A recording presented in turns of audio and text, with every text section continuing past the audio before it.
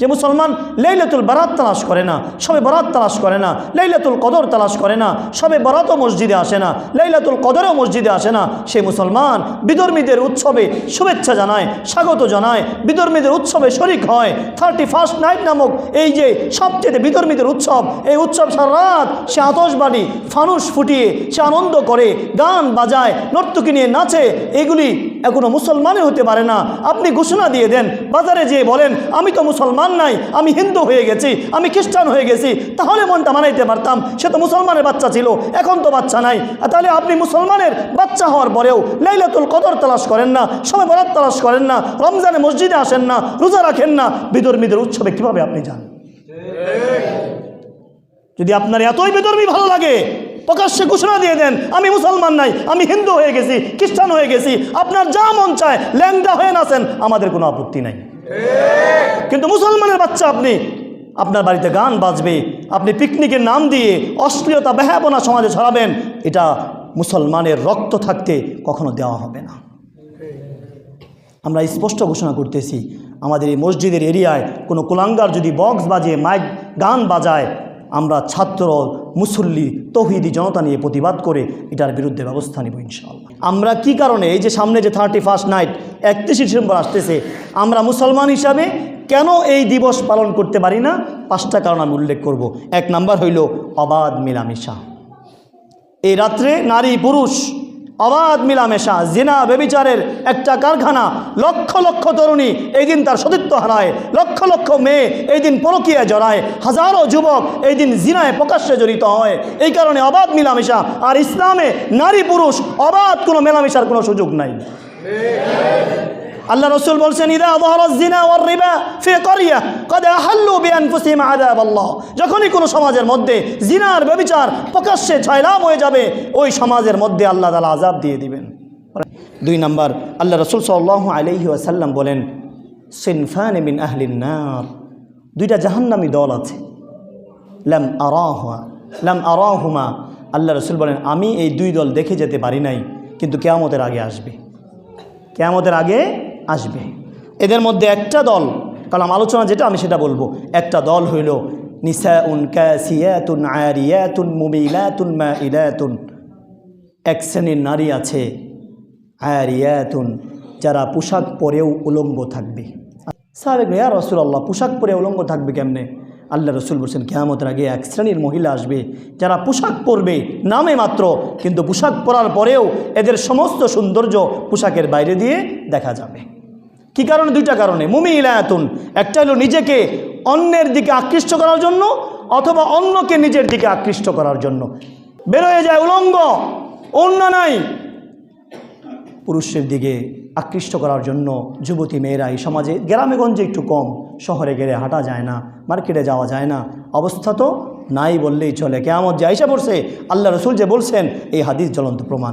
এই লা ইয়াদখুলনাল জান্নাহ, এই নারী জীবনেও জান্নাতে যাবে না। ওয়ালা ইয়াজিদ নারী হা, জান্নাতে যাওয়া দূরের কথা, এই নারী জান্নাতের ঘ্রাণও পাবে না।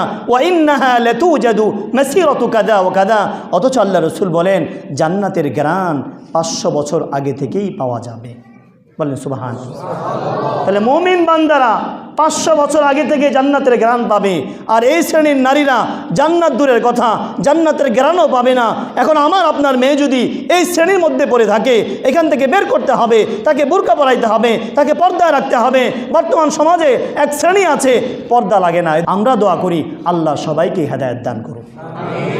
যত মানুষ আমাদের সমাজে আছে, যত ভাই এলাকায় আছে, সবাইকে আল্লাহ নামাজি বানায় দেখ, সবাইকে আল্লাহ হেদায়েত দিয়ে দেখ, সবাইকে আল্লাহ ইসলামের বুঝ দিয়ে দেখ, প্রত্যেককে আল্লাহ তাআলা দ্বীনের উপর চলার তৌফিক দিয়ে দেখ।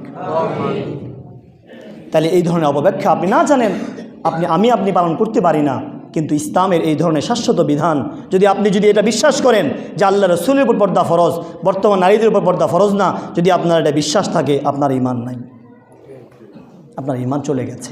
এই ধরনের আপনি জানেন না, আপনি মানেন না, এটা এক ধরনের গুনাহ, কিন্তু জানার পরে আপনি অস্বীকার করছেন, আপনার ঈমান থাকবে না। ইসলামের শাশ্বত কোনো বিধানকে কেউ যদি অস্বীকার করে, যাকাতকে কেউ অস্বীকার করে, নামাজকে যদি কেউ অস্বীকার করে, তার ঈমান থাকবে না।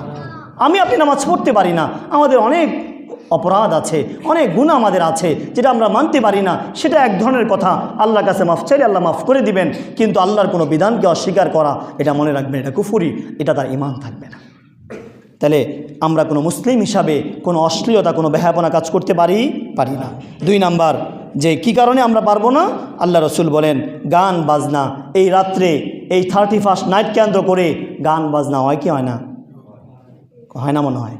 বক্স এনে গান বাজায়, তাও কি ইংলিশ গান বাজায়, জিগারে তর্জমা কও তাও কইতে পারে না, খালি ওই যে গানের বাড়ি মজা লাগে, ইংলিশ গান শুনে।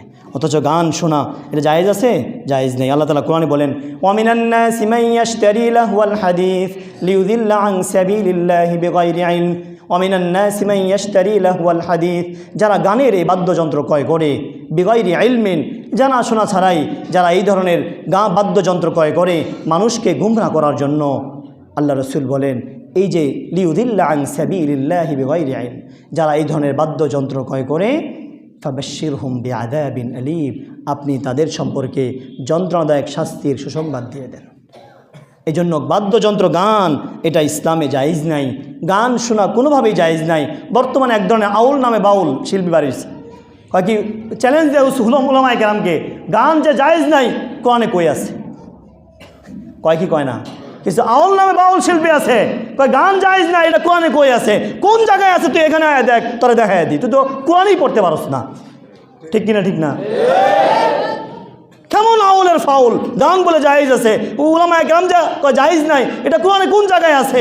এটাকে আমাদের দেখাইতে। হ্যাঁ নামে আউল ফা বাউল, জীবনে নামাজ নাই, আল্লাহ নাই, বিল্লাহ নাই, সে আবার উলামায়ে কেরামকে চ্যালেঞ্জ দেয়। কত বড় পাগল! ছাগলের 3 নম্বর বাচ্চা ছাড়া এটা কখনো সম্ভব? কখনো সম্ভব না। কোরআন কিয়ামত পর্যন্ত গান জায়েজ নাই, কোরআনে আছে, হাদিসে আছে। কত দলিল লাগবে? আপনি আসেন, দলিলের হাজার হাজার বস্তা আছে। পাগল নাম্বার ছাগল, এগুলার দেশ ভরে গেছে। কত রকম দল, হিজবুত তাওহীদ নামে হিজবুত শয়তান, এরকম কত শয়তান যে দলে দলে বেরোইতেছে মানুষকে গোমরা করার জন্য, পথভ্রষ্ট করার জন্য, এর কোনো শেষ নাই। 2 নাম্বার, আমরা কেন একজন মুসলিম হিসাবে 3 নাম্বার 31st নাইট উদযাপন করতে পারি না? 3 নাম্বার হইল, এটা হইল আল্লাহ রসুল সাল্লাল্লাহু আলাইহি ওয়াসাল্লাম বলেন এটা অপচয় হয়।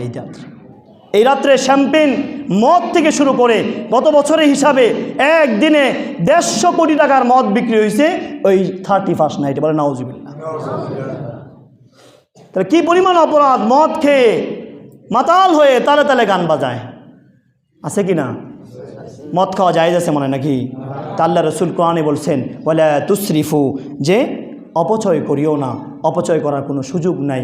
অপচয় আল্লাহ এক আয়াতে বলছেন ইন্নাল মুবাযযিরিনা কানু ইখওয়ানাশ শায়াতিন, যারা অপচয় করে এরা শয়তানের ভাই। যেহেতু এই রাত্রে অপচয় হয়, এজন্য একজন মুসলিম হিসাবে আমরা এটা করতে পারি না। 4 নাম্বার হলো কষ্ট দেওয়া হয়। সারা রাত আতশবাজি ফোটায়, ফানুস উড়ায়, বিভিন্ন ফটকা বাজায়, ঢাকা শহরে থাকা যায় না। 2-3 ঘন্টা পর্যন্ত, কয়েক বছর আগে এই আওয়াজে এক শিশু মারা গেছে আমাদের ঢাকায়। এই যে মানুষকে কষ্ট দেওয়া হয়, কষ্ট দেওয়া জায়েজ আছে মনে নাকি?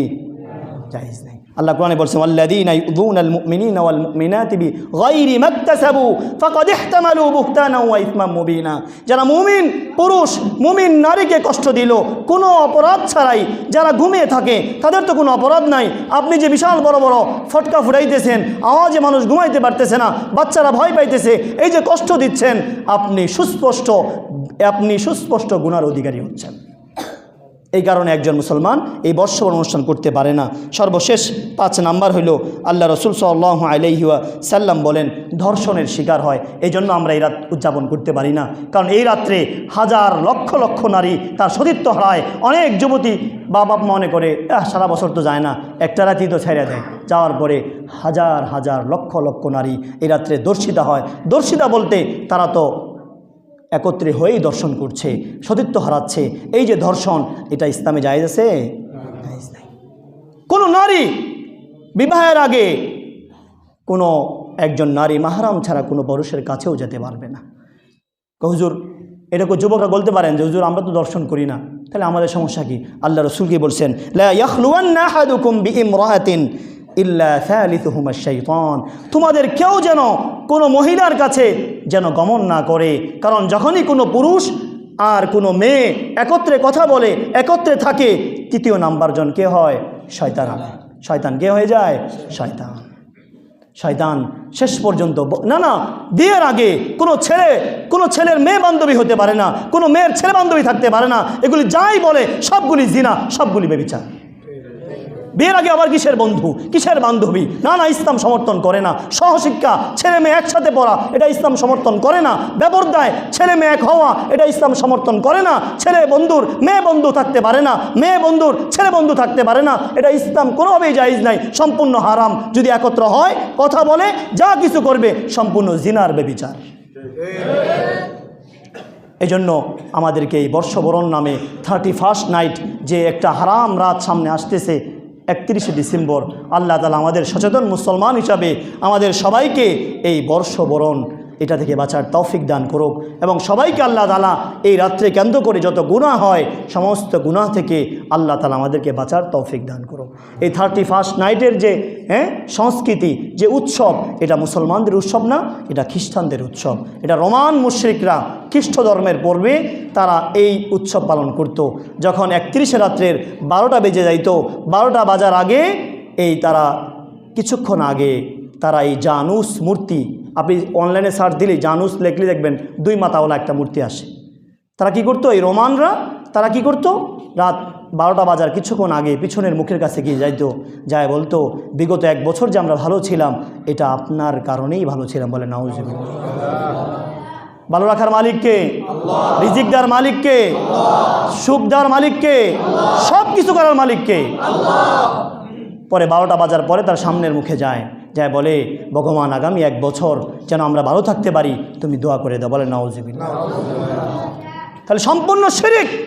আর কোনো মুসলিম শিরিক করতে পারে জানেই না, এটা শিরিক হইতেছে জানেই না।